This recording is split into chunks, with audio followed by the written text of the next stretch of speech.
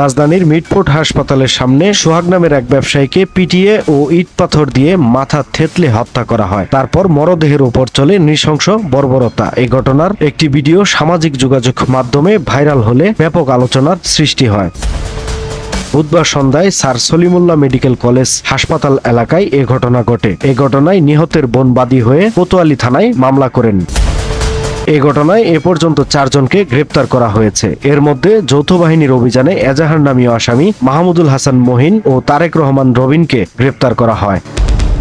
এদিকে তারেক রহমান রবিনের কাছ থেকে একটি বিদেশি পিস্তল উদ্ধার করা হয়েছে। এ ঘটনায় আরও 2 জনকে গ্রেপ্তার করেছে র্যাব।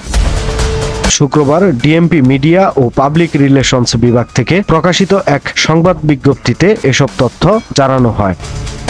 প্রাথমিকভাবে ধারণা করা যায় ব্যবসায়িক দ্বন্দ্ব এবং পূর্ব শত্রুতার জেরে এই হত্যাকাণ্ড ঘটতে পারে। তবে ঘটনার প্রকৃত কারণ অনুসন্ধানে এবং ঘটনার সাথে জড়িত অন্যদের গ্রেপ্তারে অভিযান চলছে।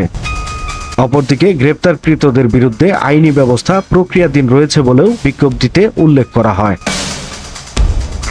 সময়ের কলম, নিউজ ডেস্ক।